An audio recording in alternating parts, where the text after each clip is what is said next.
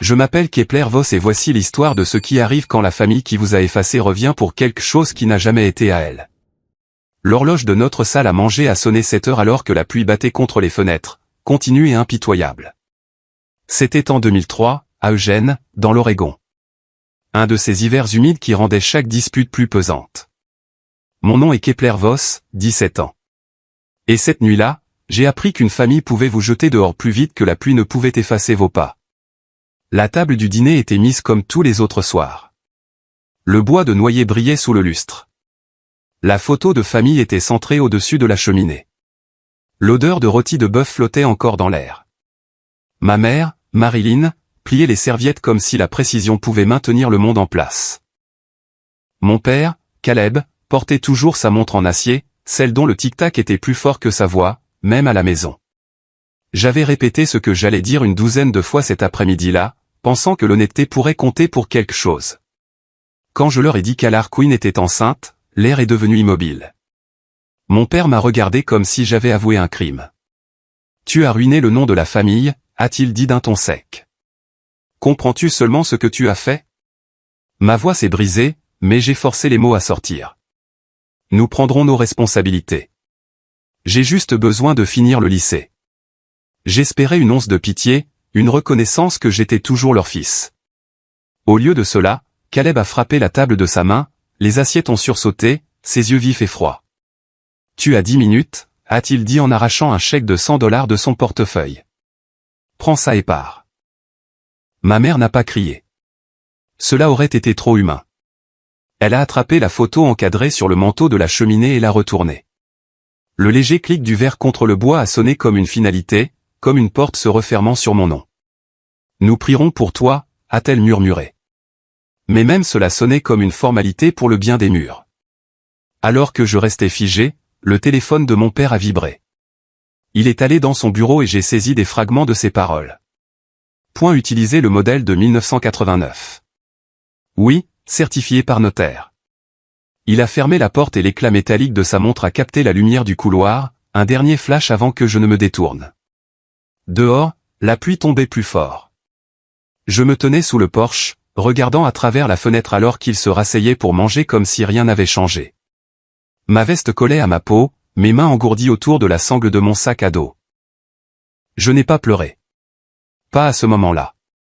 Il y a une sorte de silence qui ne se brise pas, il durcit. Je portais avec moi un sac en nylon bon marché, quelques vêtements et le bracelet tressé qu'elle avait fait avec une ficelle de vigne verte. C'était la seule chose qui semblait encore vivante. J'ai regardé en arrière une seule fois, et j'ai juré que je ne remettrais plus jamais les pieds dans cette maison. Je ne m'excuserai pas de l'aimer. Je ne supplierai pas pour être leur fils. Je construirai quelque chose de si fort qu'il ne serait jamais autorisé à y entrer. Le tonnerre a grondé alors que je descendais la rue, mes chaussures se remplissant d'eau. Mon téléphone a vibré dans ma poche, un message d'Ara. C'était juste une simple traînée de peinture bleue, sa couleur préférée, et une série de coordonnées. La gare routière de Portland. Je n'ai pas hésité. J'ai couru sous la pluie, la nuit avalant toute trace de chez moi derrière moi. Quand je suis arrivé à Portland, il était plus de 2 heures du matin.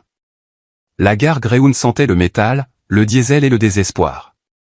Mes vêtements étaient encore humides et je n'avais pas mangé depuis midi. Le restaurant en face était à moitié vide, son enseigne au néon bourdonnait faiblement. Ouvert 24 heures. À l'intérieur, la lumière était crue. Le café brûlé, le sol en linoléum brillant comme un miroir qui ne voulait refléter personne. Je me suis enfoncé dans une banquette d'angle, mon sac à dos à mes pieds, mon téléphone à la main. Les coordonnées d'Ara m'avaient conduit ici, mais la ligne tombait sur la messagerie vocale à chaque fois. La dernière fois que j'ai essayé, un homme a répondu et a dit froidement « Supprimez ce numéro ». Puis le silence. J'ai dû m'assoupir car lorsque j'ai ouvert les yeux, quelqu'un avait posé un bol de soupe devant moi. « Vous allez attraper une pneumonie si vous continuez à dormir comme ça », a dit une voix de femme. Elle avait l'air d'avoir environ 60 ans, portant un manteau de laine sombre qui avait vu ses propres hivers. Ses yeux étaient vifs, mais pas méchants. « Avez-vous une famille ?» a-t-elle demandé. J'ai hésité. Plus maintenant. Elle a hoché la tête lentement, comme si elle s'attendait à cette réponse. Alors vous avez 2 choix. Vous relevez ou restez à terre. Qu'est-ce que ce sera? Son nom était Mav Arlo. Et en moins d'une heure, elle m'avait donné un travail de plongeur dans son petit motel, le Magnolia Inn. Ce n'est pas de la charité, m'a-t-elle prévenu. C'est un marché. Tu travailles. Tu manges. Tu ne voles pas. Tu ne mens pas, j'ai accepté le marché. Cette nuit-là, j'ai frotté des assiettes jusqu'à ce que mes doigts se rident, le son de l'eau frappant le métal noyant presque le bruit dans ma tête. Chaque service ressemblait à une punition que je méritais. Mais Mav m'observait attentivement, pas comme un juge, plutôt comme quelqu'un qui testait si j'allais casser ou plier. Lors de ma deuxième nuit, elle m'a apporté une tasse de thé et m'a demandé ce qui m'avait conduit ici. Je lui ai dit la vérité en une phrase, ma petite amie est enceinte. Elle n'a pas halté ni offert de sermon. Elle a simplement dit, alors vous savez ce que c'est que d'aimer quelque chose que le monde qualifie d'erreur. Quand elle s'est éloignée, j'ai réalisé que c'était la première fois que quelqu'un me parlait sans dégoût depuis cette nuit-là. Les semaines ont passé et j'ai appris le rythme de l'auberge, le grincement du couloir à minuit, l'odeur de déterge sur les draps propres, la façon dont les clients transportaient leurs secrets dans leurs valises. Mav m'a appris à écouter, à entendre ce que les gens ne disaient pas, la plupart des clients ne paient pas pour une chambre, a-t-elle dit un soir. Ils paient pour être invisibles. J'ai commencé à prendre des notes, des inventaires, des enregistrements, des plaintes. Il y avait une étrange paix dans la routine, même quand elle était construite sur la survie. Une nuit, Mav m'a conduit dans une petite salle de stockage derrière son bureau. « Viens ici », a-t-elle dit, en ouvrant un vieux coffre-fort encastré dans le mur. À l'intérieur se trouvaient des piles de papier jaunis et cassants. « Tu n'es pas le premier à avoir été effacé par sa famille », m'a-t-elle dit. Elle m'a montré un dossier, des documents judiciaires concernant son propre enfant, enlevé par la famille de son défunt mari des décennies plus tôt. « Je n'ai pas réussi à sauver le mien à temps », a-t-elle murmuré. « Mais peut-être que je peux t'aider à te sauver toi-même. » C'était la première fois qu'elle souriait. Puis elle m'a tendu un document différent, fraîchement imprimé, une encre noire et nette sur du papier blanc. « Regarde ça », a-t-elle dit. C'était un formulaire juridique intitulé « Renonciation aux droits parentaux », rédigé par un avocat nommé Jonas Creed. C'est ce que certains parents signent pour couper les ponts avec leurs enfants, pour protéger leur réputation. Ses yeux se sont fixés sur les miens. S'ils en ont jamais signé un pour toi, c'est toi qui détiens le pouvoir. Ils pensent t'avoir effacé, mais tout ce qu'ils ont fait, c'est laisser une trace de leur trahison. Les mots m'ont frappé plus fort que n'importe quelle tempête de pluie. L'appel téléphonique de Caleb, l'expression « modèle de 89 », l'enveloppe scellée que j'avais vue cette nuit-là. Ce n'était pas juste une menace, c'était de la paperasse, une preuve. J'ai vu le propre projet de testament de Mav sur son bureau, inachevé. Une seule ligne soulignée en bleu. Récompense pour celui qui n'abandonne jamais.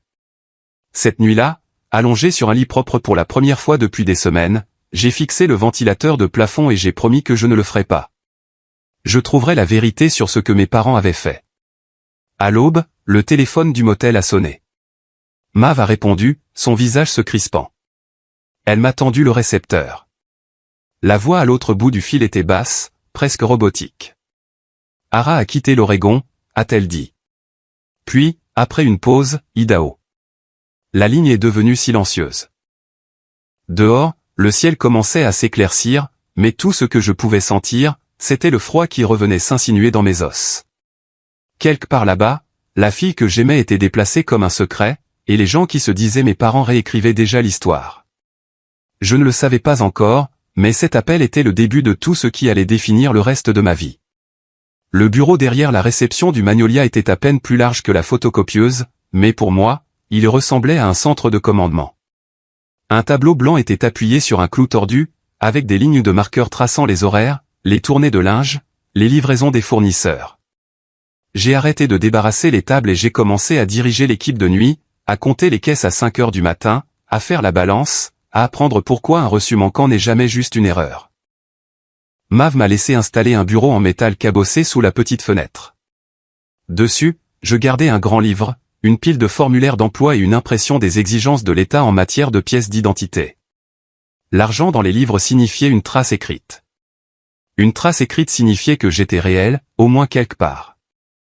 Mon objectif était simple et impossible à la fois.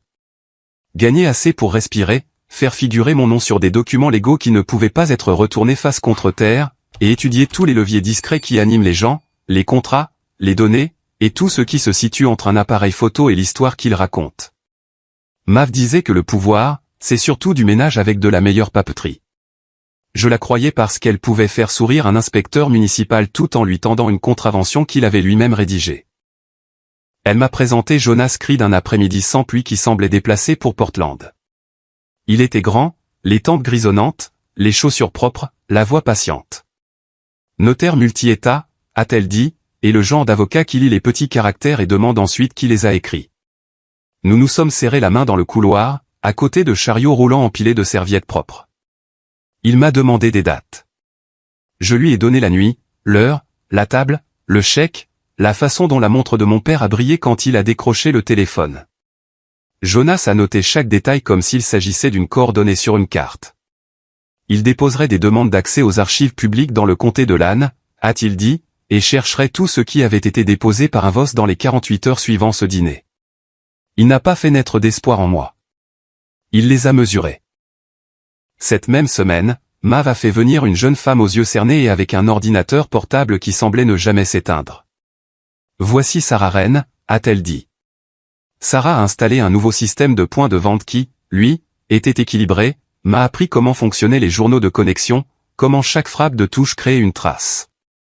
Elle m'a montré les niveaux d'autorisation et pourquoi personne ne devrait jamais partager un identifiant, puis a souri et a réinitialisé mon mot de passe quand je l'ai oublié le deuxième jour.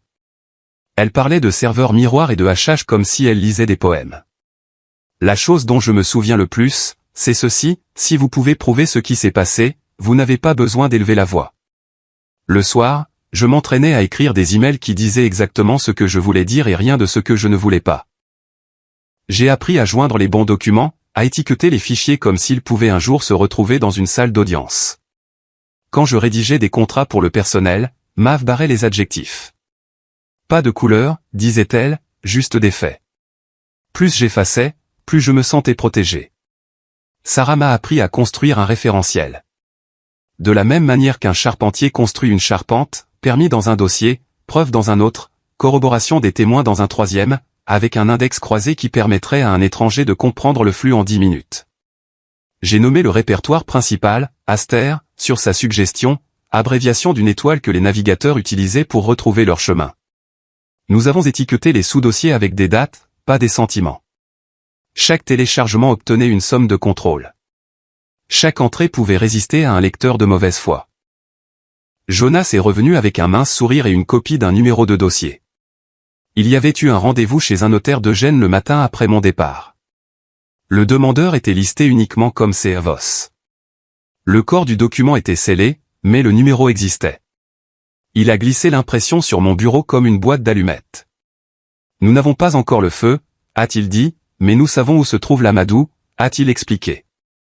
Les lettres de renonciation, des mots secs pour quelque chose d'humide et de permanent. Les parents les utilisent parfois pour couper les ponts avec un enfant et se protéger de toute responsabilité. Ils oublient que le papier continue de respirer longtemps après la fin d'un cercle de prière.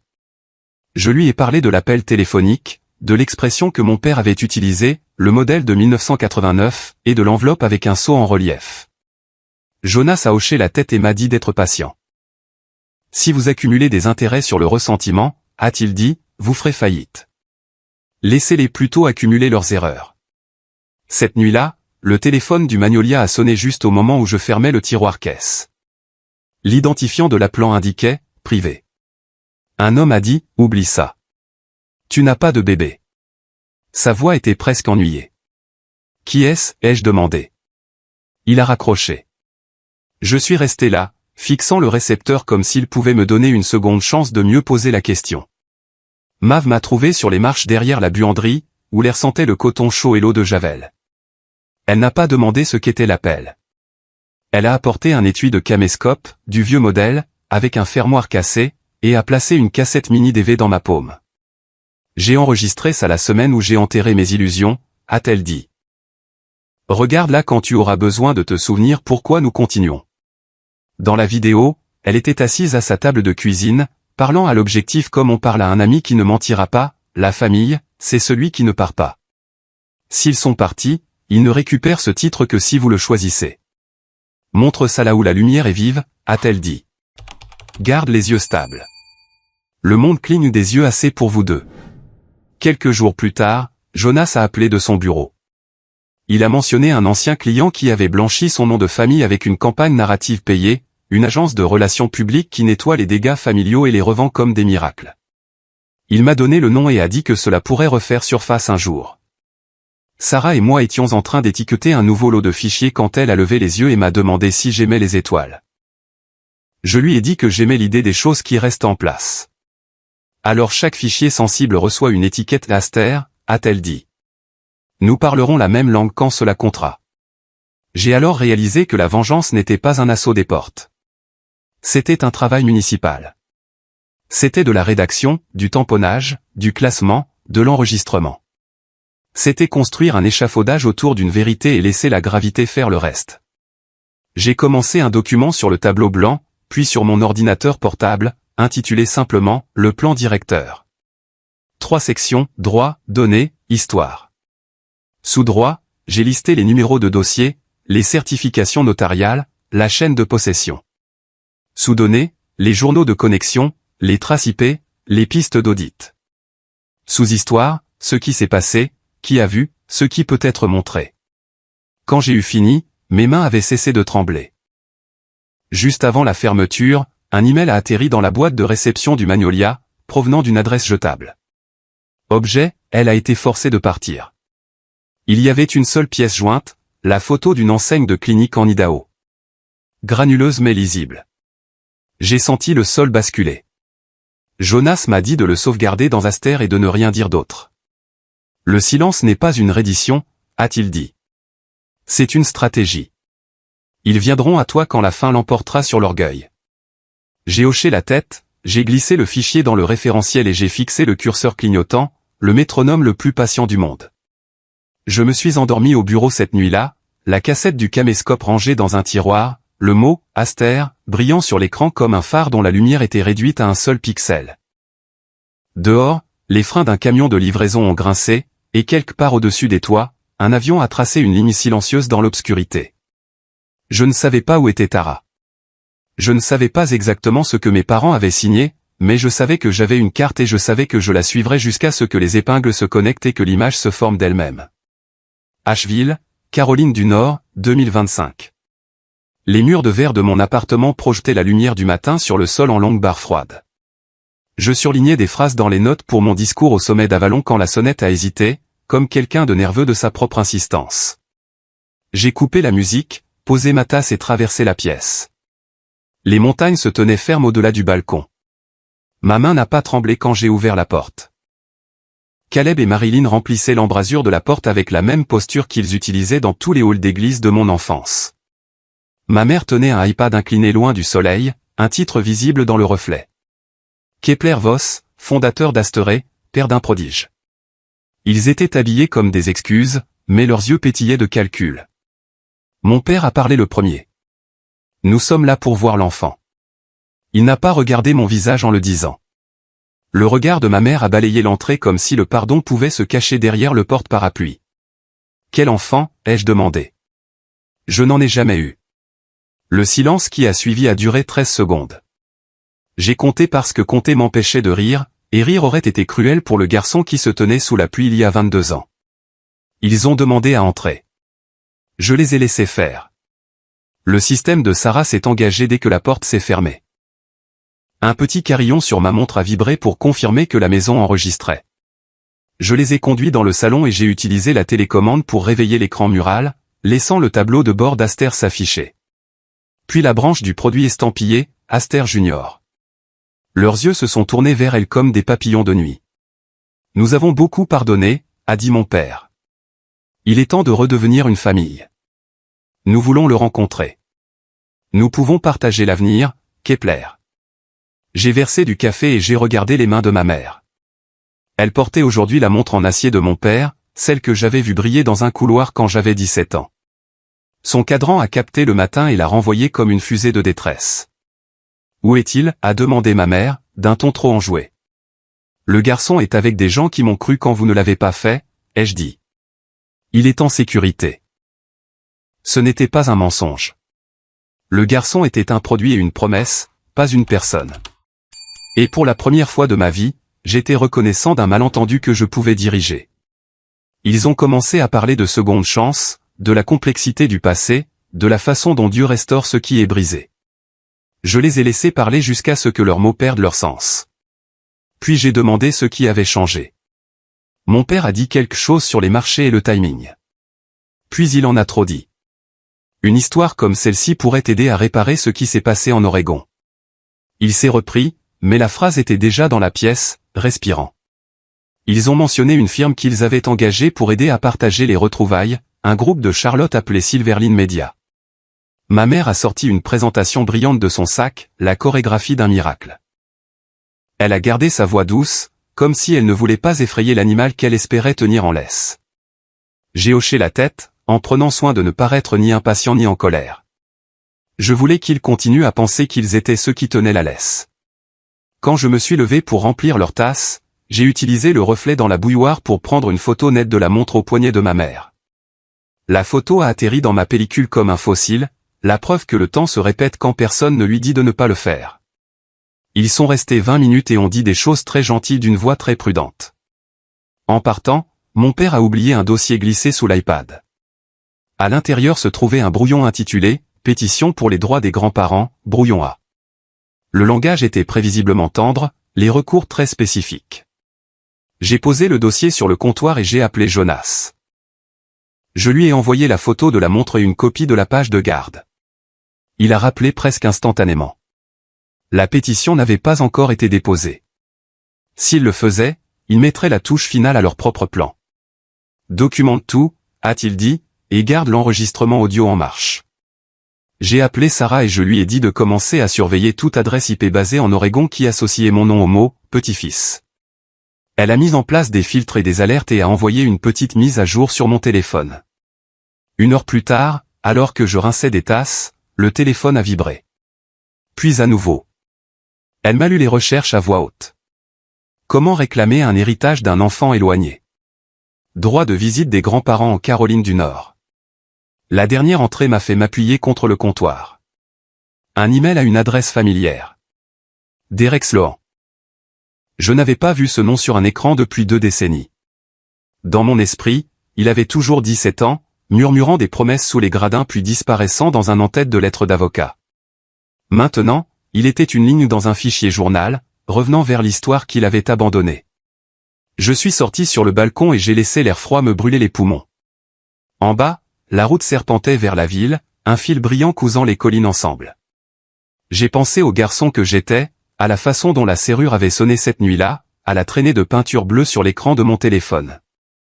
J'ai pensé à la vidéo de Mav, rangée dans un dossier intitulé « Aster Story », au numéro de dossier sous « Aster Loho » et aux journaux d'accès collectés sous « Aster Data », formant ensemble quelque chose que l'on pouvait mettre sur un écran sans détourner le regard. Je n'ai pas claqué la porte, ni jeté le dossier, ni les ai rappelés pour me battre dans mon salon. Je suis retourné à l'intérieur, j'ai ouvert le référentiel et j'ai tapé les entrées du jour. Qui est venu? Ce qu'ils ont dit. Ce qu'ils ont laissé derrière eux. Dans ma tête, j'entendais la voix de Jonas. Ne dépense pas le ressentiment, gagne des preuves.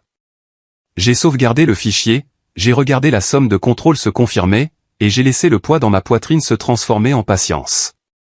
Cette nuit-là, alors que le verre devenait noir et que les lumières de la ville tissaient un filet lâche sur la vallée, j'ai réécrit le premier paragraphe de mon discours d'Avalon.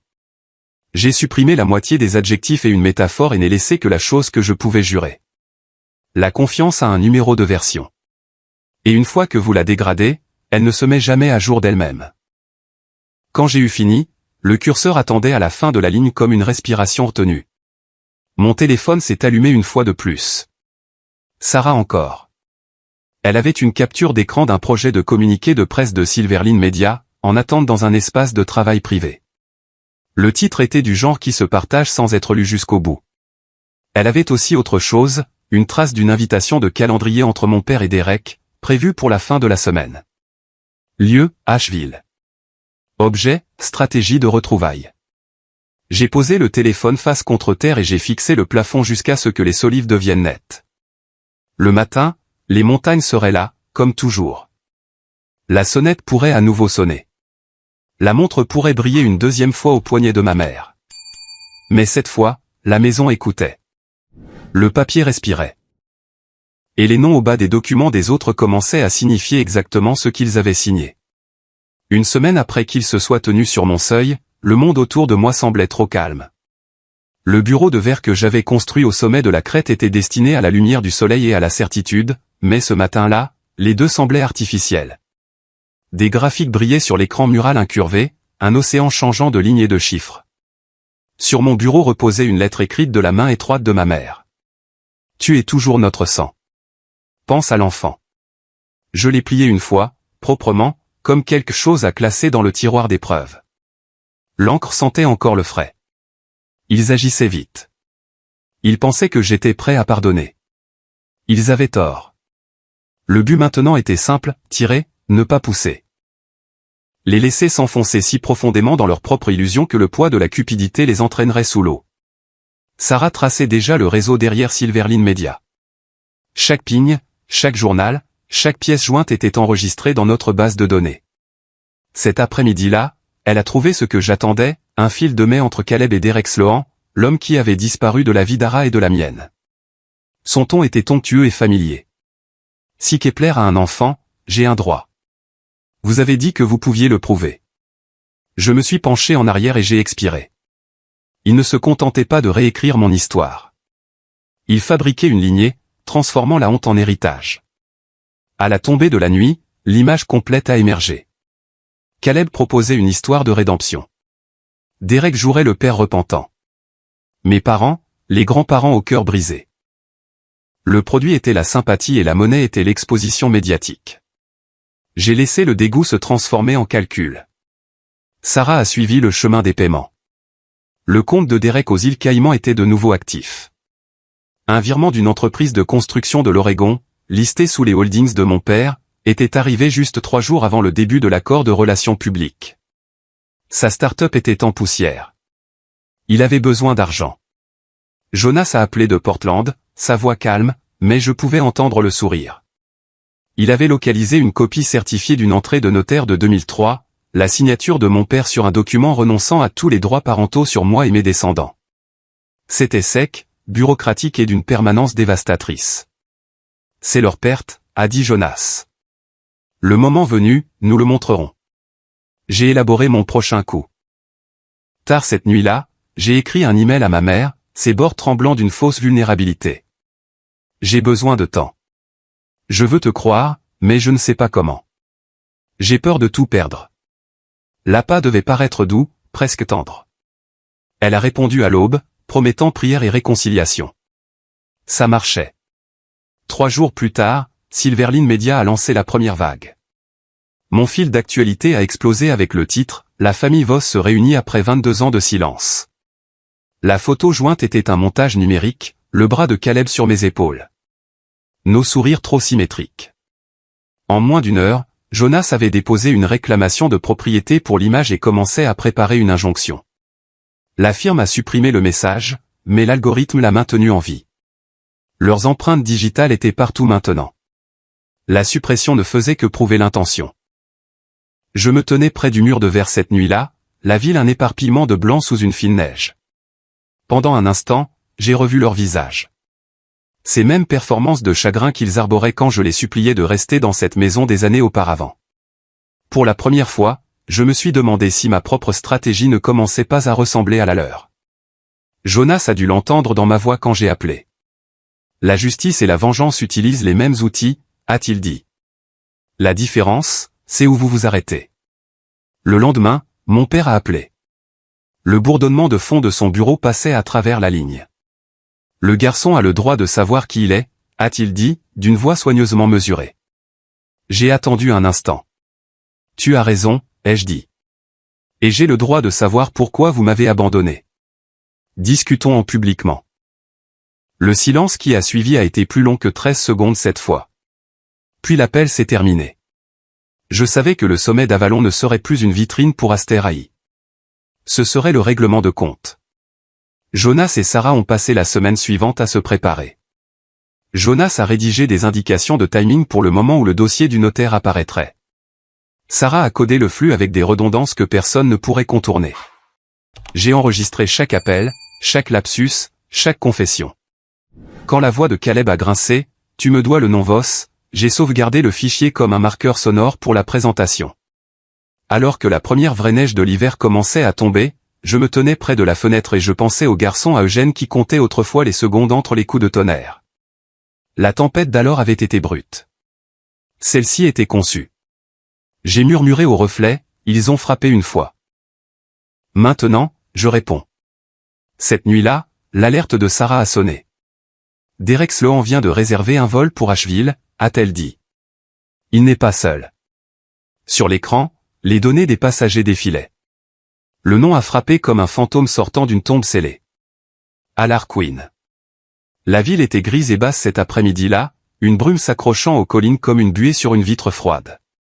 La voix de Sarah est parvenue à travers mon oreillette. Derek Sloan et Queen s'étaient enregistrés à l'hôtel Haven, en centre-ville, l'un de nos établissements pilotes utilisant le tout nouveau système de gestion d'Aster. Ma main s'est crispée sur la rampe alors que j'ouvrais le flux de sécurité. La caméra les a surpris dans l'ascenseur, elle les bras croisés, les yeux vides, une ombre de la fille dont je me souvenais. Derek se tenait à côté d'elle, riant avec le réceptionniste, tout en charme et en chaleur contrefaite. Le plan a changé dans ma tête instantanément. Ce n'était pas seulement de la manipulation. C'était de la coercition. Il me fallait des preuves. Sarah a redirigé les journaux audio de l'établissement, les synchronisant via notre réseau interne. Chaque son dans leur chambre était diffusé sur un canal privé. Je suis resté assis dans l'obscurité de mon bureau alors que les voix commençaient. Le ton de Derek était désinvolte, rodé. Tu dois juste dire que tu as eu le bébé. Caleb a promis d'effacer ma dette une fois que la vidéo sera en ligne. Silence. Puis la voix d'Ara, plus fine que dans mon souvenir. Le bébé n'a jamais vécu. Je ne peux pas faire ça. Une pause. Et puis la voix de Caleb au haut-parleur. Aiguë et froide. Alors ne sois pas surprise quand ton dossier clinique se retrouvera sur tous les fils d'actualité d'ici à Boise. Les mots ont frappé comme du verre qui se brise. Pendant une seconde, j'ai voulu prendre d'assaut l'hôtel et les traîner tous à la lumière du jour. Le message de Jonas est apparu au bord de mon écran avant que je ne puisse bouger. Si tu interviens, ils effaceront tout. Reste immobile. Je me suis forcé à respirer. L'enregistrement tournait toujours. Laissez les dégâts finir de se former. À minuit, les fichiers étaient archivés et cryptés. Le nom du dossier était Aster Trust T03. J'ai regardé la barre de progression se compléter, chaque pourcentage un battement de cœur. Puis Sarah a rappelé. Ton père a engagé un avocat radié de Charlotte, habitué à falsifier des actes de naissance dans une affaire d'héritage. Je me suis penché en arrière, pressant mon pouce contre le bureau en verre jusqu'à ce que ça fasse mal.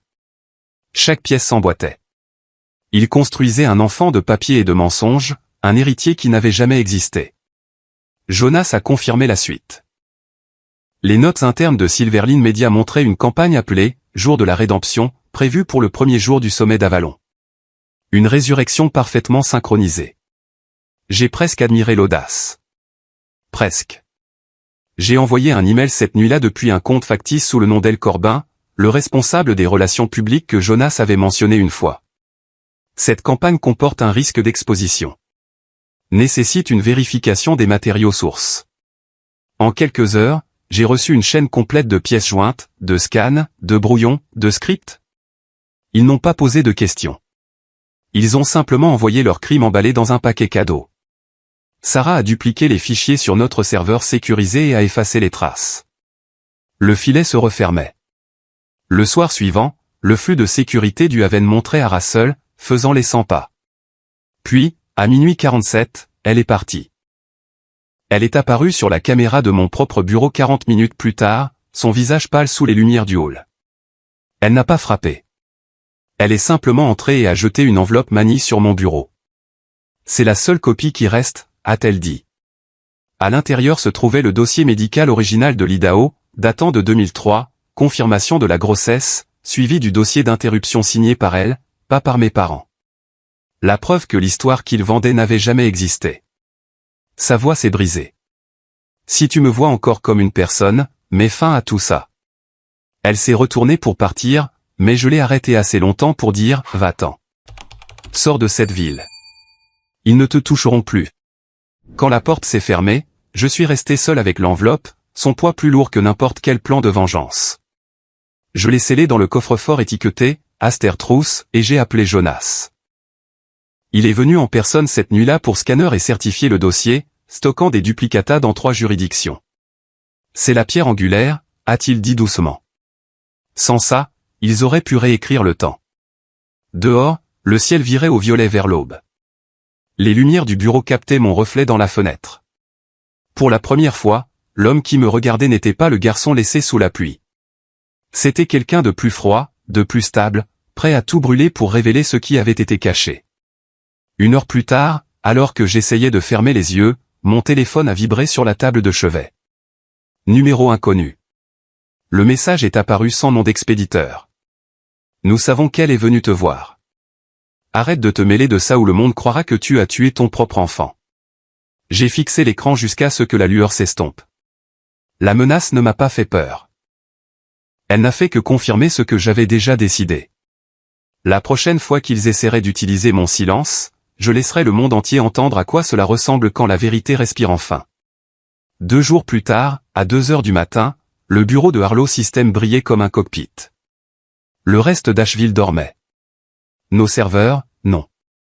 J'étais assis entre Sarah et Jonas. Nous 3, éclairés par des tableaux de bord et des fenêtres de terminal. Le bourdonnement des bails de serveurs, une respiration régulière derrière la vitre. Nous passions au peigne fin les récentes mises à jour lorsqu'un nouvel artefact est apparu dans la file d'attente de la quarantaine. Un document téléchargé depuis un bloc IP de Silverline Media, nettoyé, mais pas assez. Le nom du fichier ressemblait à un défi, plan-réunion-famille-doc. Sarah l'a ouvert dans un bac à sable pendant que je regardais le curseur ramper. Le contenu était exactement ce à quoi je m'attendais, et pire encore, un programme chronométré pour le sommet d'Avalon, des lignes de dialogue pour une réconciliation mise en scène. Des bandeaux graphiques m'étiquetant comme un fils prodigue, Caleb et Marilyn comme des grands-parents qui ont longtemps souffert, et un plan final de la silhouette d'un enfant sous une lumière douce. Ils avaient construit une cérémonie à partir d'un mensonge. Je l'ai dit à voix haute pour que la pièce m'entende le penser. J'allais contrôler la scène avant eux. La seule façon d'en finir était d'utiliser leur propre projecteur et de lui faire dire la vérité. Jonas a commencé à assembler un dossier mince et létal, la renonciation notariée de 2003 avec le numéro de dossier qui correspondait au registre public, le dossier de la clinique de l'Idaho scanné en haute résolution et certifié, les emails archivés entre mon père et Derek concernant le paiement, et la menace enregistrée où Caleb promettait d'exposer son passé médical si elle ne se conformait pas. Sarah a écrit des déclencheurs à distance qui permettraient à une seule frappe de touche de prendre le contrôle du système de lecture de la salle du centre de congrès. Nous n'avons pas demandé la permission. Nous avons vérifié les contrats. Le fournisseur audiovisuel d'Avalon utilisait déjà notre pilote de gestion de flotte pour leurs hôtels. Aster avait un canal de maintenance intégré dans les projecteurs. Je serais celui qui aurait l'accès quand la salle serait plongée dans le noir. J'ai quand même envoyé le message que mon père avait besoin de recevoir. Je suis prêt à parler de la famille publiquement. Sa réponse est arrivée quelques minutes plus tard, un paragraphe chaleureux sur la guérison qui semblait imprimé avant qu'il ne l'ait tapé. Pendant qu'il prétendait planifier une réunion, Sarah a tracé un autre changement dans leur flux de travail. Les ingénieurs de Silverline avaient mis en place un blocage pour intercepter tout média téléchargé depuis mon compte et le remplacer par leur vidéo prémontée d'un garçon souriant. Sarah a répondu en déplaçant le flux 3 couches plus bas, dans une voix que même leurs administrateurs ne voyaient pas. Elle était prudente, implacable, et quand elle a eu fini, le chemin de lecture ressemblait à une rivière tressée à travers la roche. S'ils essayaient de la barrer sur un canal, 2 autres porteraient le courant. Vers l'aube, mon téléphone a vibré. Un message de mon père. Demain, nous serons à nouveau une famille. Tu devrais être reconnaissant. J'ai imaginé la montre au poignet de ma mère, la façon dont elle avait brillé dans mon couloir quand j'avais 17 ans. Et à nouveau dans mon salon il y a quelques semaines, un métronome pour le contrôle de quelqu'un d'autre. 10 minutes plus tard, Jonas a appelé de son bureau au bout du couloir. Il avait fouillé dans une archive secondaire au bureau du greffier du comté de Lannes, des sauvegardes que personne ne prend la peine de chercher parce qu'elles sont désordonnées, et avait trouvé un enregistrement de surveillance de l'intérieur du bureau du notaire, 22 ans plus tôt. Des images granuleuses, de la statique sur les bords, mais assez claires au milieu pour montrer mon père et ma mère signant le document qui me coupait les ponts. À la fin, la montre en acier au poignet de mon père a capté un rectangle de lumière fluorescente et l'a projeté vers la caméra, un éclat de brillance que n'importe quel juré se souviendrait. J'ai imprimé une seule image de ce reflet et je l'ai posée à côté de la lettre que ma mère avait écrite. Sur un papier, un plaidoyer. Sur l'autre, une décision. J'ai dit à Jonas que si notre plan était interrompu, si le flux était coupé, si une alarme incendie débranchait la prise, il devait expédier le dossier complet à 2 médias qui lisaient encore avant de publier, l'Austin Chronicle et le Wall Street Ledger. Il n'a pas discuté. Il a écrit une courte lettre de motivation et a sauvegardé 2 brouillons. Nous avons répété une dernière fois. Mon ouverture sur la confiance et les données. Le signal où le logo d'Aster apparaîtrait. Le passage de relais à Jonas, concis et brutal. L'extrait de la voix d'Ara. Pas de visage, juste la vérité. L'image fixe de la caméra du notaire. La phrase de clôture que j'avais écrite, celle qui coûtait le plus à dire. Quand nous avons eu fini, le compte à rebours sur le mur indiquait 18 heures. J'ai fermé l'ordinateur portable et j'ai dit ce que la pièce ressentait déjà. Demain, la lumière ira là où ils ont le plus peur d'elle. En sortant, mon téléphone a de nouveau vibré. Une courte vidéo tournée à travers un pare-brise, tremblante et méchante, la voiture de location d'Allard s'engageant sur l'autoroute à l'aube. Un SUV noir, 2 voitures derrière elle. Le fichier s'est terminé par un texte. Ne joue pas avec le feu. J'ai fixé les bornes de l'autoroute qui défilaient dans la vidéo, j'ai senti la chaleur familière monter, et je l'ai laissé s'éteindre avant qu'elle n'atteigne mes mains. J'ai transféré le clip à Jonas et Sarah, je l'ai étiqueté pour le dossier et j'ai éteint toutes les lumières sauf une. Les serveurs continuaient de respirer. Moi aussi. Le centre de congrès de Nashville vibrait de cette électricité matinale que l'on ne ressent que lorsque 3000 personnes attendent un spectacle qu'elles ne savent pas encore qu'elles vont voir. Des caméras étaient perchées sur des rails. Des traducteurs testaient leurs casques. Des sponsors se serraient la main. Je sentais la scène sous mes chaussures comme un animal vivant. Au 4e rang, Caleb et Marilyn étaient assis le dos droit. Derek, près de l'allée, un producteur de Silverline à 2 sièges de là, tapant des notes sur une tablette.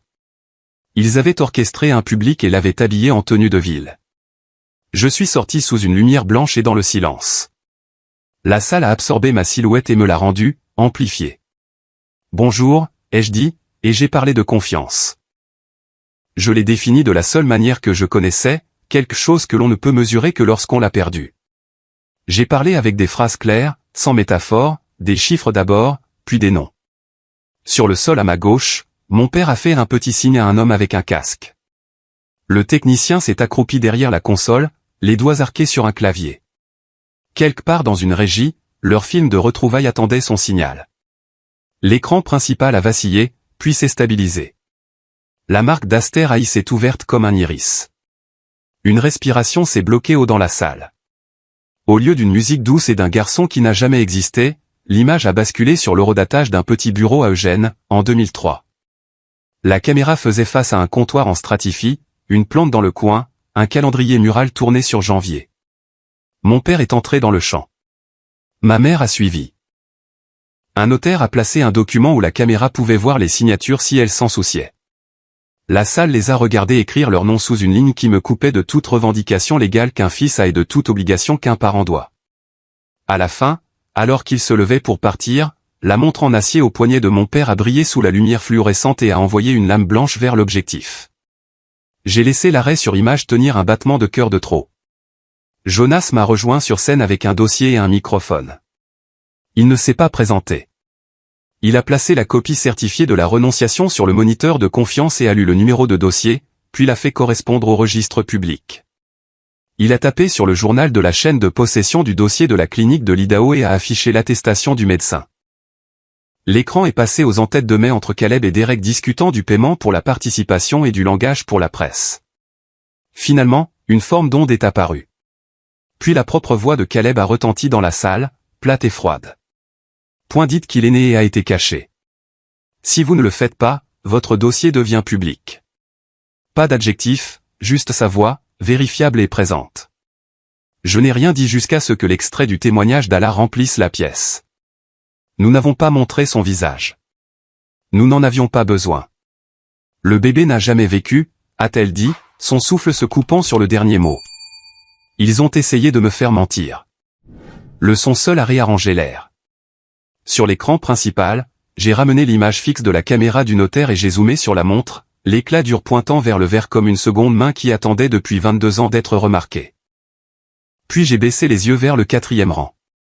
Mon père a levé une main comme pour repousser la lumière.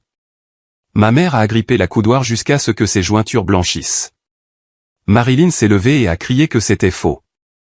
L'ingénieur du son a ouvert le fichier suivant sans me regarder. Sa propre voix, capturée dans une cuisine avec le téléphone trop près de sa bouche, a rempli la salle depuis 2 décennies. Tu as tué ton avenir. Elle est retombée sur son siège comme si le sol s'était soulevé. Derek s'est précipité dans l'allée et a chargé la scène. Un enchevêtrement de nerfs et de sentiments de droit. La sécurité a bougé plus vite. Dans la bousculade, son micro-cravate est passé en direct et a capté la seule phrase qu'il a dite et qui comptait. Vous m'aviez promis 500 000 $. Cela a atterri sur les grands haut-parleurs comme une facture. Mon père a essayé de se lever et de partir. Les caméras de diffusion, qui étaient censées passer au logo des sponsors, ont trouvé son visage à la place. La salle a commencé à murmurer, puis à siffler, puis à huer. J'ai laissé le son monter et retomber. Quand le calme est revenu, j'ai parlé aux seules personnes dont les oreilles m'importaient, celles qui étaient venues chercher un produit et avaient trouvé une confession. Vous êtes venu rencontrer un enfant, ai-je dit, calme, car la rage aurait été trop facile. Mais vous vous êtes assuré qu'il n'y en aurait jamais. Et quant à moi, le garçon que vous avez jeté dehors, je ne vous appartiens pas maintenant. Ni par la loi, ni par quoi que ce soit qui s'appelle l'amour. La salle est restée immobile pendant un instant si long que je l'ai senti dans mes dents. Puis les applaudissements ont commencé près du fond, ont avancé comme une pluie et ont déferlé sur la scène. Des téléphones se sont levés. Les flux sont passés en direct. Sur les écrans à l'extérieur de la salle, les hashtags ont commencé à fleurir. Hashtag Vosreveal et hashtag Astertrousse. En quelques minutes, le compte principal de Silverline est devenu privé. Leur producteur s'est éclipsé par une porte latérale, son badge rentré dans sa poche. J'ai regardé à nouveau le 4e rang, la tête de mon père était baissée, la bouche de ma mère travaillant autour d'un mot qui ne voulait pas sortir. J'ai terminé la présentation là où elle devait se terminer. La famille, ce n'est pas ceux qui partagent votre sang, ai-je dit. C'est ceux qui ne vous laissent pas dans la tempête. Les lumières se sont rallumées sans musique. Je suis sorti de scène dans le couloir de service. Le béton froid à travers les semelles de mes chaussures. Le téléphone de Jonas a sonné avant le mien. Il a écouté un long moment, puis a couvert le récepteur et a croisé mon regard. Ils viennent de porter plainte pour diffamation. Ils ont l'intention de se battre devant les tribunaux. J'ai pris l'appel en attente sur ma ligne et j'ai entendu le même message d'une autre bouche. Quand cela s'est terminé, j'ai glissé le téléphone dans ma poche et j'ai senti le plus petit rire menacer de monter. Pas de la joie, du soulagement. Une salle d'audience, au moins, avait des règles. Bien, ai-je dit. Mettons la lumière quelque part où elle ne s'éteint pas. 2 semaines après le sommet d'Avalon, le bruit avait finalement atteint un niveau tel que même les montagnes pouvaient l'entendre. Toutes les chaînes rediffusaient les images, les visages de mes parents sous les lumières, le reflet de la montre en acier de mon père, le halètement de la foule quand j'ai dit qu'il n'y avait pas d'enfant. Les hashtags pulsaient toujours sur les réseaux sociaux comme un battement de cœur qui refusait de mourir. J'ai laissé Asheville derrière moi et j'ai conduit dans les Blue Ridge jusqu'au chalet où Mav avait l'habitude de séjourner pendant ces mois de tranquillité. L'endroit était petit, lambrissé de cèdres, le genre de silence qui vous faisait vous souvenir du son de votre propre respiration. Je n'avais pas allumé de télévision depuis des jours. Le seul lien avec le monde était la route de gravier et le SUV noir de Jonas qui apparaissait tous les quelques matins. Ce jour-là, il a apporté un dossier assez épais pour alourdir la table de la cuisine. La couverture indiquait « Vos contre Vos, plainte pour diffamation, faux et atteinte à la vie privée ». À l'intérieur se trouvaient des documents tamponnés, des pièces à conviction soigneusement classées, et les signatures de mes parents, claires et provocantes comme toujours. Jonas a ouvert sa mallette, a exposé le plan de réponse et a dit la seule chose qu'il disait toujours avant un combat. Nous allons respecter les règles. Ils utiliseront le chaos. Nous utiliserons la loi. Leur équipe juridique venait de Charlotte, la même ville où l'avocat radié de mon père avait autrefois falsifié des actes de naissance. L'ironie, semblait-il, était héréditaire. Le fondement de leur affaire reposait sur un point, que la vidéo du notaire montrée à Avalon avait été obtenue illégalement, une violation de la propriété d'archives privées. Sarah, qui était en liaison depuis la ville, avait déjà préparé la contre-attaque. Les images avaient été transférées dans les archives numériques publiques en 2003, lorsque l'État avait numérisé ses registres notariaux. Chaque image était en open source, accessible à toute personne disposant d'un numéro de dossier et de patience. Jonas a souri. Ils nous poursuivent pour une fenêtre qu'ils ont laissé déverrouiller eux-mêmes. Nous avons déposé une contre-poursuite le même après-midi. Représentation frauduleuse, tromperie en matière de relations publiques et fabrication d'identité à des fins de gains financiers. Le titre était plus simple, le petit-fils qui n'a jamais existé. Jonas l'avait écrit ainsi pour la presse. Les audiences ont commencé sous un ciel gris. Les journalistes bordaient les marches du palais de justice.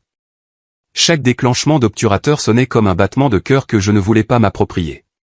À l'intérieur, l'air était lourd de parfum et de papier. Derek Sloan a été le premier à craquer. Les enquêteurs fédéraux avaient gelé son compte au Caïman et exigé une explication pour le transfert d'un demi-million. Il l'a donné, Caleb Voss m'a payé. Les mots ont résonné sur le marbre de la salle d'audience comme le clic d'une serrure qui s'ouvre. Puis sont venus les emails. Des journalistes ont obtenu une correspondance vérifiée entre Marilyn et Silverline Media montrant un paiement de $80 000 pour la campagne, ramener le petit-fils à la maison. La phrase elle-même est devenue un mème, un emblème de chagrin fabriqué. Leur entreprise s'est effondrée en une semaine. Quand Caleb a pris la barre, son sang-froid s'était déjà effrité. Ses partenaires commerciaux avaient retiré leurs investissements.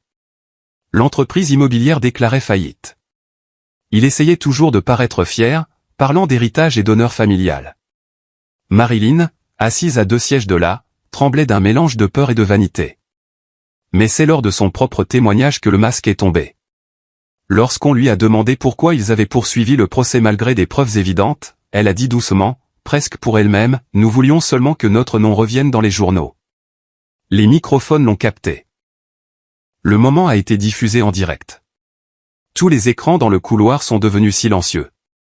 J'étais assis derrière la cloison, invisible des caméras, écoutant sa voix.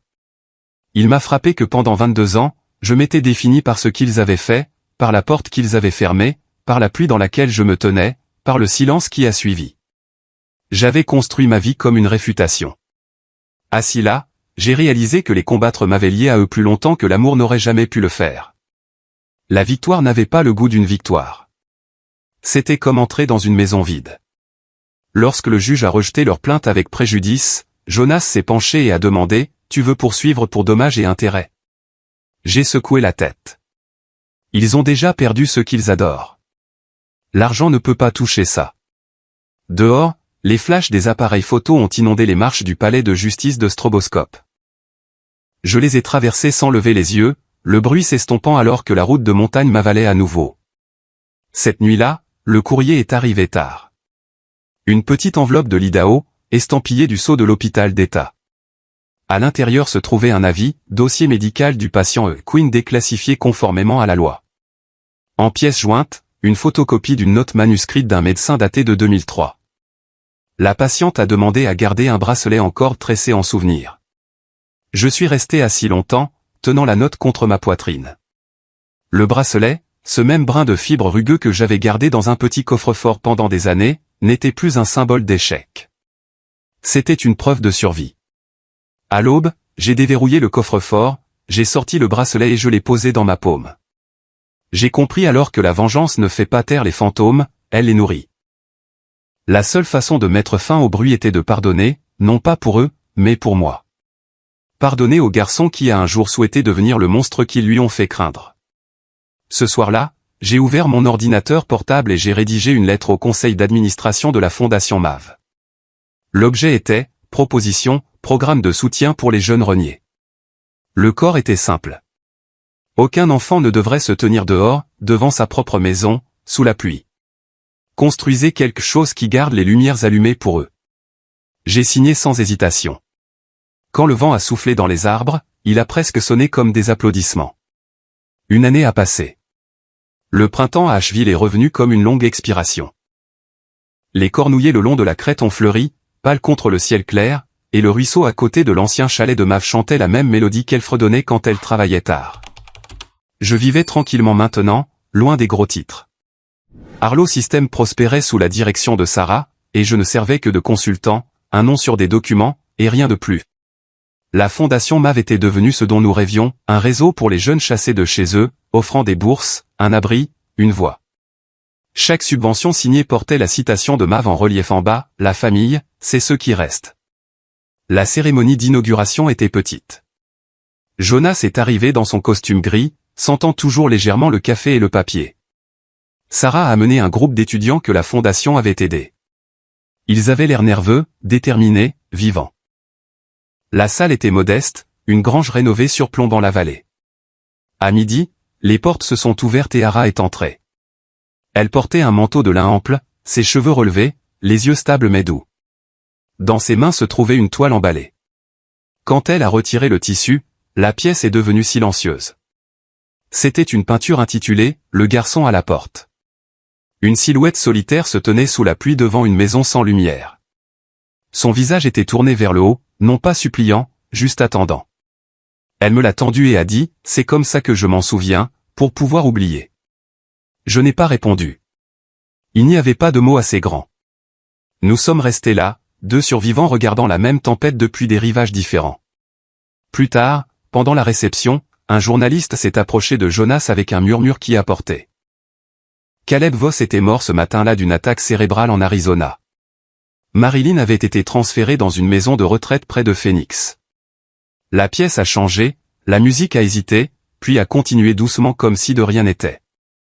Jonas m'a trouvé près de la fenêtre et m'a tendu une coupure de presse pliée, un extrait du testament de Caleb publié dans la presse.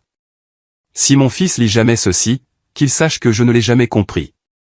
J'ai perdu parce que je ne savais pas comment aimer. Je l'ai lu 2 fois. Ma gorge s'est serrée, mais pas de chagrin. C'était la première chose honnête qu'il ait jamais écrite, et elle était arrivée trop tard pour avoir de l'importance. Au crépuscule, j'ai conduit jusqu'à la crête avec le bracelet dans ma poche. Le vent portait l'odeur du pain et d'une pluie lointaine. Au sommet, j'ai fait un petit feu dans le cercle de pierre que Mav utilisait pour ses pique-niques. J'ai tenu le bracelet entre mes doigts, les fibres rugueuses et familières, et je l'ai donné à la flamme. La fumée s'est enroulée vers le haut, se transformant en cendres qui ont dérivé vers l'ouest, vers l'Oregon, vers la vie qui avait commencé et s'était terminée là-bas. Je ne suis pas là pour m'excuser, ai-je murmuré. Je suis là pour vivre. Quand le feu s'est éteint, je suis resté assis jusqu'à ce que les étoiles apparaissent. Chacune ressemblait à une fenêtre qui ne me faisait plus peur. Dans les mois qui ont suivi, nous avons lancé le programme de mentorat de la Fondation, associant des survivants plus âgés à des adolescents qui n'avaient nulle part où aller. Chaque histoire que j'entendais ressemblait à une version de la mienne. La porte claquait, le silence, la longue marche sous la pluie. Chaque fois que j'écoutais, le poids sur ma poitrine s'allégeait. Un soir, alors que la lumière s'estompait, Sarah a appelé de la ville. Le nouveau système est en ligne, a-t-elle dit. Nous avons besoin d'un nom. J'ai regardé autour du chalet. La lampe que Mav avait laissée, les ombres s'appuyant doucement sur les murs. Le son de l'eau se déplaçant sur la pierre. Appelle le dôme, ai-je dit. Le lendemain matin, la nouvelle du succès du système s'est répandue sur notre réseau. Le nom est resté. Pour la première fois, le mot ne piquait pas. Il semblait mérité. Je conduis parfois en ville le week-end, juste pour voir les gens marcher sous le soleil, pour me rappeler que la paix ordinaire est la plus rare des victoires. De temps en temps, j'entends encore la voix de mon père en mémoire, froide et autoritaire. Et puis je me souviens du silence qui a suivi, celui qui est finalement devenu mon verdict. La famille, ce n'est pas la maison qui te jette dehors. C'est la vie que tu construis quand tu décides de revenir vers la lumière. Et quand la vérité est enfin dite à voix haute, même le silence devient à la fois jugement et pardon. Le premier printemps après le lancement de la fondation est passé dans un tourbillon de voyages, de discours et de soirées calmes qui semblaient à la fois pleines et vides. J'avais construit quelque chose destiné à me survivre. Pourtant, le silence à l'intérieur de ce chalet des Blue Ridge régnait toujours sur mes heures. La fondation Mav avait grandi plus vite que nous ne l'avions prévu. Sarah a ouvert des succursales à Portland et à Denver, et Jonas est devenu le tuteur légal réticent de la moitié des enfants que nous aidions. Mais chaque succès portait l'écho de ce garçon sous la pluie, regardant toujours à travers une fenêtre qu'il ne pouvait pas ouvrir. Les journalistes venaient et repartaient. Ils voulaient le prodigue réformé, l'homme qui avait transformé le traumatisme en triomphe. Ils aimaient la symétrie de la chose, comment le fils de la bonne société déchue était devenu un sauveur pour la jeunesse perdue. Aucun d'eux ne se souciait des espaces entre les gros titres, des nuits blanches, des doutes, des fantômes qui refusaient de partir. Je souriais pour les caméras, disais toutes les bonnes choses sur l'espoir et retournais à mon chalet où le ruisseau sonnait comme la statique d'une vie que je ne pouvais pas éteindre. C'est au début de juin que la première lettre est arrivée d'Arizona. L'écriture était soignée, presque timide. Kepler, si ceci te parvient, j'aimerais parler avant que le temps ne soit écoulé. J'ai quelque chose qu'on ne t'a jamais dit. Je ne demande pas le pardon, juste une chance de finir ce que j'ai mal commencé. C'était signé Marilyn. Jonas m'a prévenu de ne pas répondre. Elle cherche l'absolution, a-t-il dit. Tu ne lui dois pas ça. Il avait raison, légalement et moralement, mais la loi n'avait jamais été la mesure de ma vie. J'ai répondu quand même. J'écouterai, une fois. Pas de promesse après ça. 2 semaines plus tard, j'ai pris l'avion pour Phoenix. La maison de retraite se trouvait entre un terrain de golf et une autoroute du désert, le genre d'endroit construit pour rendre le déclin respectable. Je l'ai trouvé sur un patio ombragé, plus mince que dans mon souvenir, ses cheveux blancs, ses yeux encore assez vifs pour trouver chaque défaut. Tu es venu, a-t-elle dit, souriant à moitié. Tu as écrit, ai-je répondu. Pendant un moment, aucun de nous n'a parlé. L'air était épais d'une odeur de crème solaire et de fleurs d'oranger artificielles. Elle a sorti une enveloppe pliée de son cardigan. Ton père n'était pas ton seul fantôme, a-t-elle dit. J'en portais un aussi. À l'intérieur se trouvait une photo de Mav, plus jeune d'une décennie, debout à côté d'un homme que je ne reconnaissais pas. Au dos était écrit « Propriété Rod et Voss, 1981 ». Elle était notre partenaire, autrefois, a dit Marilyn. Avant ta naissance, Caleb et Mav ont construit ce premier hôtel ensemble. Puis elle a découvert qu'il avait volé ses plans de conception. Elle a menacé de le dénoncer. Il s'est assuré qu'elle ne pourrait pas, je l'ai regardé, attendant la suite. Il ne l'a pas tué, a-t-elle dit rapidement.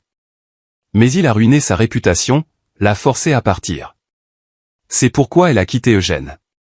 C'est pourquoi elle a construit sa chaîne à partir de rien. Tu étais sa seconde chance. L'idée m'a stupéfié. Ma vie, le sauvetage, le mentorat, la fortune avaient commencé comme la guerre inachevée de quelqu'un d'autre. Mav ne m'avait pas seulement sauvé. Elle s'était rachetée à travers moi. Et maintenant, Marilyn voulait me tendre cette culpabilité comme un héritage. Pourquoi me le dire maintenant, ai-je demandé. Parce qu'elle t'a pardonné, a-t-elle dit, et je n'ai jamais pu. J'ai besoin de savoir comment elle a fait. Il n'y avait pas de réponse à donner. Le pardon était un muscle que Mav avait entraîné par la douleur. Ma mère n'avait exercé que le contrôle. Je suis parti sans lui serrer la main. La dernière chose qu'elle a dite m'a suivi jusqu'à la voiture. Le nom de ton père a disparu, mais pas ses habitudes. Ne laisse pas la fondation devenir un autre empire. De retour à Asheville, les orages d'été sont arrivés, lourds et brillants. Ara a commencé à venir plus souvent, aidant à coordonner l'aile d'art-thérapie sur le nouveau campus de la fondation. Elle avait changé aussi, plus calme, plus âgée, la colère sur son visage remplacée par quelque chose comme de la patience. Une nuit, alors que la pluie martelait les fenêtres, elle a dit, ils t'inscriront dans l'histoire d'une manière ou d'une autre. Assure-toi que c'est la version avec laquelle tu peux vivre. Cette semaine-là, un nouveau problème est survenu. Un journaliste nommé Rowan Glass a demandé l'accès aux finances de la fondation, prétendant enquêter sur une mauvaise gestion caritative.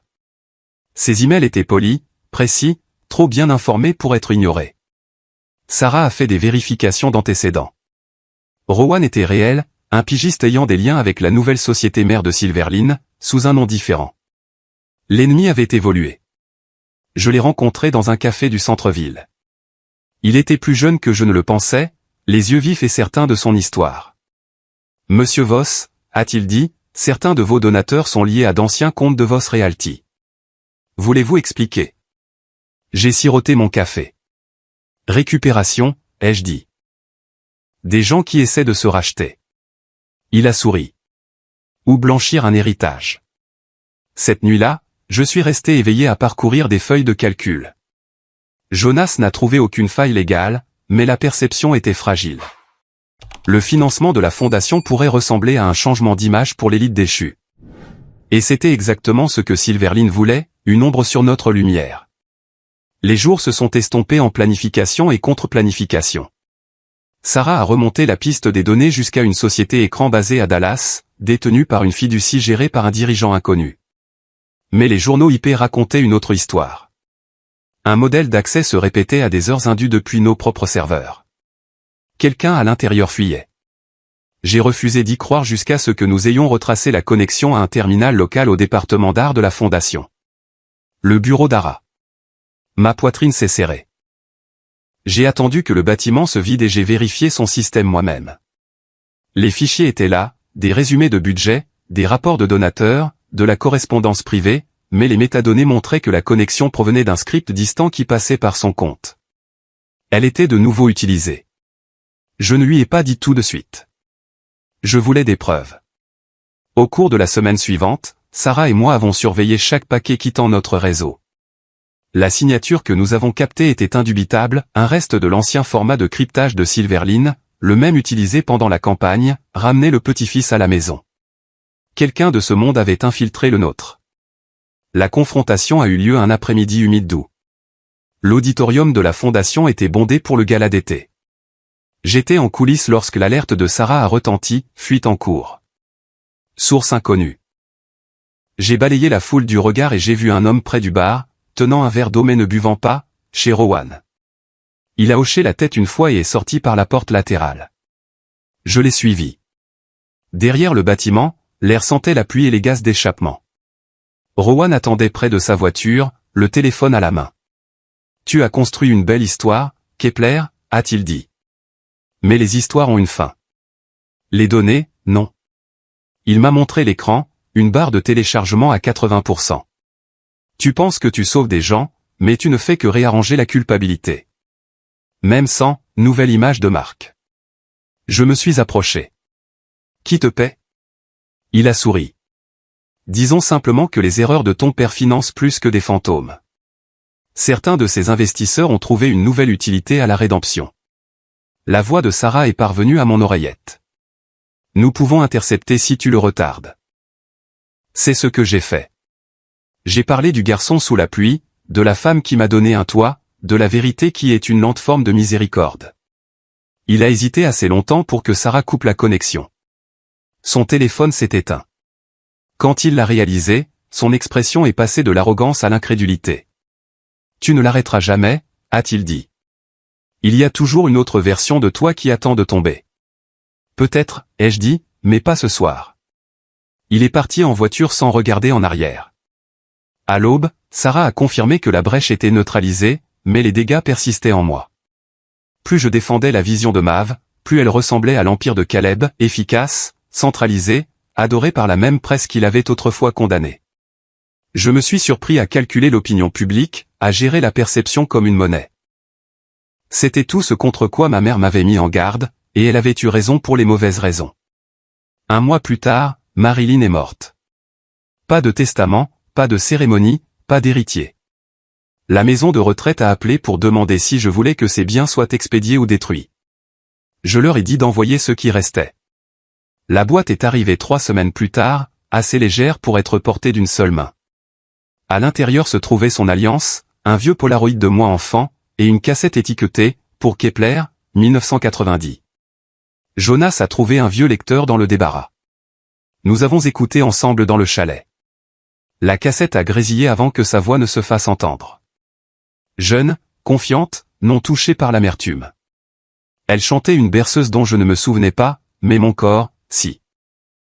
La mélodie a rempli la pièce comme un battement de cœur revenant à un corps qui avait depuis longtemps oublié la chaleur. Quand elle s'est terminée, j'ai réalisé que le pardon n'était pas un acte unique. C'était un rythme, une répétition, jusqu'à ce que le bruit s'estompe. Après cette nuit-là, j'ai cessé d'éviter la ville. J'ai commencé à être le mentor de l'un des premiers diplômés de la Fondation, un jeune de 17 ans nommé Corin qui avait été chassé de chez lui pour avoir révélé son homosexualité à son père pasteur. Il me rappelait moi-même, trop fier pour demander de l'aide, trop en colère pour accepter l'amour. Un soir, après un atelier, il a demandé « Est-ce que la colère disparaît un jour ?» Je lui ai dit la vérité. Non, mais elle apprend à vivre dans un endroit plus calme. À l'automne, la Fondation a lancé ses archives numériques, des témoignages de jeunes de tout le pays. Nous l'avons appelé Projet Home, d'après le système que Sarah et moi avions construit. C'est devenu notre mémorial vivant, un endroit où le silence pouvait enfin parler sans crainte. Pourtant, je gardais la photo de Mav et de ma mère sur mon bureau. Elle me rappelait que la rédemption ne naît pas de la pureté, mais de la ruine. Que chaque bonne chose que j'avais construite reposait sur les débris de ce qu'ils avaient détruit. Certaines nuits, j'entendais encore la voix de Caleb en rêve, me disant que je devais quelque chose au non-Vos. Je me réveillais, j'ouvrais la fenêtre et je laissais l'air de la montagne me rappeler quelle voix comptait maintenant. Puis, un matin d'hiver, un coursier a livré une enveloppe scellée sans adresse de retour. À l'intérieur se trouvait une seule feuille de papier juridique estampillée du sceau de la Vos Heritage Trust, une société dissoute depuis longtemps. L'entête portait la signature de Caleb, mais datée de 3 mois après sa mort. Le texte était bref, actif transféré conformément à la clause de contingence au fils survivant après restitution morale. Il comprenait des coordonnées, une propriété abandonnée en Oregon, le premier hôtel que lui et Mav avaient construit ensemble. Jonas l'a lu 2 fois. Il a caché quelque chose, a-t-il dit. Probablement un autre mensonge. Peut-être, ai-je dit, mais peut-être que c'est une façon d'en finir là où ça a commencé. Nous avons réservé des vols pour le printemps. Je n'ai pas encore prévenu Sarah ou Ara. Certaines portes doivent être ouvertes seules. Le vol vers l'Oregon était calme, le genre de silence qui semble rembourré, suspendu entre l'altitude et la mémoire. En bas, la forêt s'étendait comme une carte de tout ce que j'avais essayé d'oublier. Des vallées vertes et humides, le ruban noir de l'autoroute, le brouillard s'enroulant à travers les pins comme une respiration. Jonas était assis à côté de moi, examinant des documents juridiques imprimés. Je regardais par le hublot et me demandais quel genre d'homme cachait sa vérité dans des coordonnées. L'adresse nous a conduits au-delà d'Eugène et à encore 10 miles à l'est, sur un terrain bordé de sapins et de fils de fer rouillés. L'enseigne sur le portail s'était presque effacée, mais on pouvait encore la lire si la lumière frappait juste, Rodevos, 1981. Le bâtiment lui-même était un squelette, les fenêtres barricadées, le lierre rampant à travers les fissures, l'air épais de l'odeur humide du temps. À l'intérieur, tout s'était arrêté en plein vol. Des registres éparpillés sur le bureau de la réception, de vieilles clés accrochées à un mur de crochets, un grand livre encore ouvert à une page datée de 1985. La dernière entrée disait « Solde dû à Monsieur Rod ». Règlement en attente. L'écriture était celle de Caleb. Jonas a brisé le sceau de l'enveloppe. D'après ceci, a-t-il dit, cette propriété est revenue à la fiducie après le départ de Mav. Quand Caleb est mort, elle est devenue tienne. J'ai ri doucement. L'homme qui l'a détruite a le dernier mot, après tout. Peut-être pas, a dit Jonas en parcourant les petits caractères. Il y a une clause ici, une éventualité qu'il n'a jamais déclenchée. Si les 2 parties fondatrices étaient décédées, la propriété est transférée à tout héritier survivant de l'une ou l'autre après restitution morale. Publiquement prouvé. Restitution morale, ai-je répété. Le sommet d'Avalon. Il a fallu des heures pour fouiller les bureaux. La poussière transformait chaque pas en un soupir. Dans le bureau du fond, derrière un classeur, nous avons trouvé un coffre-fort. La combinaison était écrite au dos de la vieille page du grand livre, presque négligemment. À l'intérieur se trouvaient 3 choses, une boîte de pellicule non développée, une pile de lettres tapées à la machine et attachées par un élastique, et une seule clé en laiton. Les lettres étaient de Mav à Caleb, écrites après qu'elle ait quitté Eugène. Elles n'étaient pas en colère. Elles étaient patientes. Elle parlait de reconstruire, d'utiliser ce qu'il lui avait appris sans le poison. Dans l'une d'elles, elle écrivait « Si jamais tu comprends ce que coûte l'amour, rends-le au garçon. Il saura quoi en faire. » La pellicule contenait des images de l'hôtel pendant sa construction. Mav avec un casque de chantier, Caleb à côté d'elle, tous 2 riant. Au bord d'un cadre, une ombre, j'ai reconnu ma mère, plus jeune, souriant comme si elle était à sa place. Le passé avait toujours ressemblé à une blessure. Maintenant, il ressemblait à un moment qui n'avait jamais guéri parce qu'aucun d'eux ne savait comment faire. La clé en laiton correspondait à la porte de l'aillet. À l'intérieur, la poussière recouvrait tout, sauf une boîte en bois posée au centre de la pièce. Dessus, une note de l'écriture lourde de Caleb, au fils qui n'a jamais été destiné à hériter des péchés de son père. Je l'ai ouverte lentement. À l'intérieur se trouvait un diamant brut enveloppé dans du papier de soie, un acte de propriété d'une seule page transférant la propriété du terrain à la Fondation Mave, et une lettre. Kepler. Je n'ai jamais écrit d'excuses parce que je n'y ai jamais cru. Mais j'ai construit cet endroit avec une femme qui comprenait quelque chose que je n'ai pas compris. Que la création survit au contrôle. J'ai pris ses rêves et les ai appelés miens. Tu as fait le contraire. Tu as pris mon nom et en as fait quelque chose que je n'aurais jamais pu construire. Je ne demande pas le pardon. Utilise simplement cet endroit pour défaire ce que j'ai commencé. CV, Jonas a expiré. Alors il le lui a laissé, à travers toi. Peut-être qu'il a finalement écouté, ai-je dit. Nous sommes retournés en ville en silence. Cette nuit-là, je me suis assis au bureau du motel et j'ai élaboré un plan. Les ruines deviendraient un centre de retraite pour la fondation, un espace pour que les jeunes entre deux mondes se reconstruisent. J'ai appelé Sarah à l'aube. Elle n'a pas demandé pourquoi. Elle a simplement dit, envoie-moi les schémas. Ara nous a rejoints là-bas un mois plus tard, ses cheveux relevés sous un bandana, de la peinture sur les mains. Elle a parcouru les couloirs sans parler, touchant les murs fissurés comme pour saluer de vieux fantômes. Dans une pièce d'angle, elle s'est arrêtée et m'a regardé. Tu sais, cet endroit ressemble à un battement de cœur, a-t-elle dit. Comme s'il attendait de recommencer. Pendant des semaines, nous avons travaillé avec des équipes locales, déblayant les débris, refaisant l'électricité, repeignant. Chaque clou enfoncé dans le bois donnait l'impression de recoudre une peau. Un soir, alors que le soleil se couchait sur les montagnes, Ara s'est assise à côté de moi sur la véranda à moitié construite. Tu ne m'as jamais dit ce que ta mère a dit à la fin, a-t-elle murmuré. Elle a demandé comment Mav avait pardonné, ai-je dit. Et je lui ai dit que je ne savais pas. Peut-être que le pardon n'est que le long chemin pour comprendre pourquoi on a été blessé en premier lieu. Ara a hoché la tête. Et toi, l'as-tu trouvé? Pas encore, ai-je dit. Mais je marche toujours. À l'automne, le centre de retraite a ouvert. Nous l'avons appelé, la Maison Rod. Le premier groupe est arrivé, 10 jeunes adultes de différents états, chacun portant des histoires trop lourdes pour leur âge. Ils cuisinaient ensemble, plantaient un petit jardin, construisaient une bibliothèque avec des livres donnés. Parfois, je les surprenais à rire dans les couloirs où l'écho vivait autrefois. Une nuit, après que tout le monde soit allé se coucher, j'ai trouvé une lettre glissée sous la porte de mon bureau. L'écriture était inconnue. Monsieur Voss, je m'appelle Rowan Glass. Vous vous souvenez de moi à Asheville. J'avais tort à votre sujet. L'histoire que je pensais écrire n'était pas la vôtre. C'était la mienne. J'ai grandi dans une maison comme la vôtre. Mon père ne prononce toujours pas mon nom. Merci de m'avoir montré que le silence peut prendre fin. Je l'ai lu 2 fois, puis je l'ai brûlé dans la cheminée, non pas par colère, mais par libération. Certains mots n'ont pas besoin de rester sur papier. L'hiver est arrivé tôt cette année-là. La neige a recouvert les toits, adoucissant le monde. Je passais les soirées dans la salle commune, écoutant le léger bourdonnement du chauffage et les rires provenant de l'aile des dortoirs. Parfois, Ara s'asseyait au piano que Mav aimait autrefois et jouait la même berceuse de la cassette de ma mère. Les notes persistaient dans les chevrons, chaudes et humaines. En mars, Sarah a apporté la nouvelle que la Fondation avait été nominée pour un prix humanitaire national. J'ai presque ri. Donnez-le aux enfants, ai-je dit. C'est pour eux que nous sommes là. Elle a souri.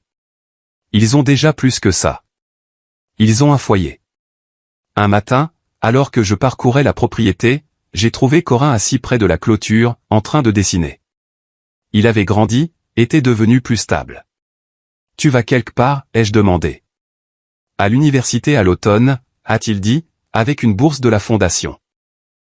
J'ai pensé laisser un dessin ici avant de partir. Il m'a tendu le croquis, un simple contour au fusain du bâtiment, la lumière jaillissant de ses fenêtres. En dessous, il avait écrit « Vous avez donné une clé au garçon à la porte ». Je l'ai regardé s'éloigner sur le chemin de gravier jusqu'à ce que le brouillard l'avale.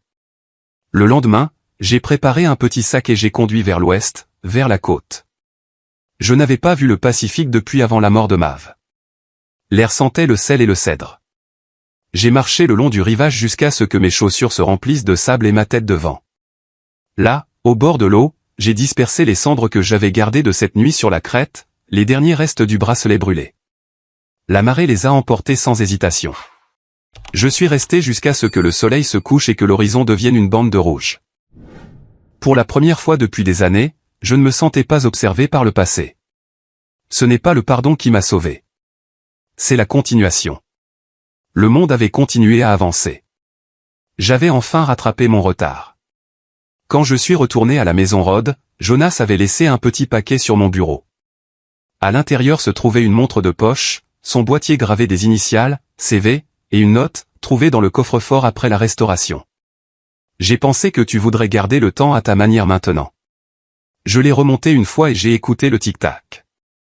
Il ne ressemblait en rien à la vieille horloge en acier de mon père. Il était plus doux, irrégulier, humain. Le printemps est revenu. Les collines ont verdi. Le jardin a fleuri. À l'occasion de l'anniversaire de la fondation, les anciens élèves se sont réunis dans la cour, plus de 50 d'entre eux maintenant. Certains portaient leurs enfants, d'autres avaient amené leurs partenaires. Tous portaient un morceau de l'endroit qui les avait sauvés. Quand la cérémonie s'est terminée, je me suis mis au bord de la foule. Le ciel s'étendait, large et indulgent. J'ai pensé à Mav, à Caleb, à la chaîne brisée qui avait en quelque sorte formé un cercle. Dans ma tête, j'ai entendu sa voix, « Construis-toi si fort qu'ils regretteront de t'avoir laissé partir. » J'ai souri. Je l'ai fait, ai-je murmuré, mais j'ai aussi appris à rester. Alors que la nuit tombait, des lanternes brillaient le long du chemin, une pour chaque histoire qui avait retrouvé son chemin vers la maison. Le vent soufflait dans les arbres et, pendant un battement de cœur, je pouvais presque voir les silhouettes des personnes qui avaient tout commencé. Mav, Caleb, Marilyn, debout au bord de la lumière, regardant, enfin silencieux. Je me suis tourné vers la maison d'où les rires s'échappaient des fenêtres ouvertes et j'ai senti quelque chose changer en moi. Doux et final. Le passé avait cessé d'être une arme. Il était devenu un lieu d'origine. Non plus une cicatrice, mais une signature. Et pour la première fois depuis cette nuit à Eugène, je savais à quoi ressemblait la paix.